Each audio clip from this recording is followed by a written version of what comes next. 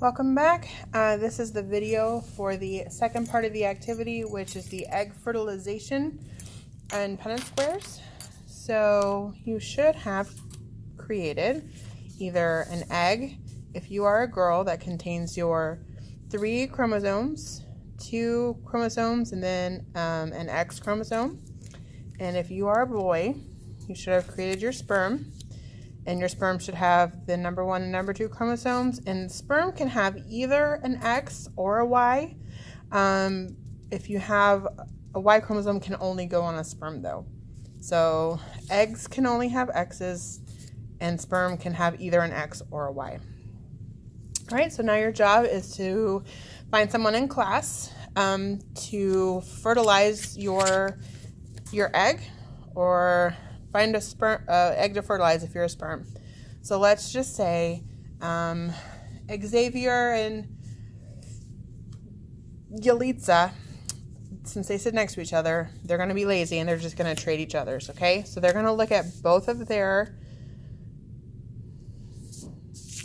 gametes, and they're going to copy down on here the gametes, the traits that they will combine to make, okay? This top part are your traits that you picked for your gametes. So my egg has, so for brown hair, I have a lowercase b, so I'd write a lowercase b here. For height, I have a lowercase h, so I'd write a lowercase h here, and like that, okay? Then after you find your partner, you're gonna go down to the bottom. And for the traits, you're going to write the genotype, which is the letters. So if I combine these two, my brown here, I have 1 capital and 1 lowercase. So I'm going to write 1 capital and 1 lowercase. Okay, now if I look at my cheat sheet over here, I can see that 1 capital and 1 lowercase is called heterozygous. And that means the dominant trait is expressed. So this should be a lowercase b. I will fix that, sorry. The capital B would mean brown hair, and if you had 2 lowercase b's, that would be blonde hair. I have a capital B, so my phenotype here is brown hair. Okay? Then you're going to keep doing that for all of your traits. Once you have made your offspring, congratulations on your child, you're going to take your child and you're going to find your child a mate, because every parent wants to pick out the mate for their child. So you're going to find someone else that is the opposite sex of whatever sex your child turns out to be. You're going to, on the back, list their traits, the genotypes. You're going to do a Punnett square. So we're going to start with brown hair. So I know that my child has brown hair, and it's a heterozygous, so capital B and lowercase b. So for me, the brown hair is big B, little b.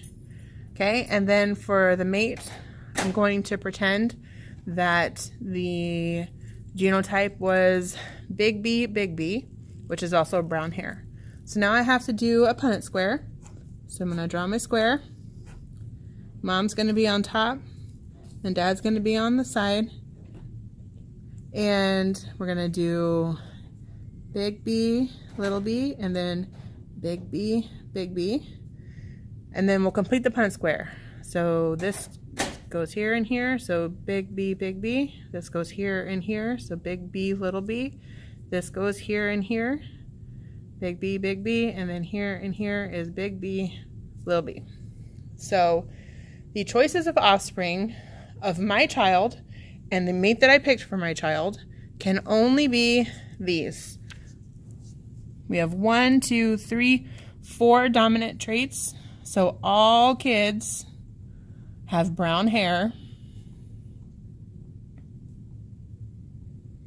And then 2 kids are homozygous dominant, and 2 kids are heterozygous. So this would be a 50%. 50-50.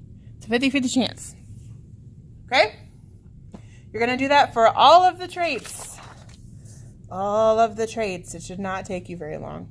Once you are finished with this, you are going to bring it to me and show me your work on the back that you've done the Punnett squares for all the traits. You're going to put this into your notebook and then start on the Ed puzzles. Thanks!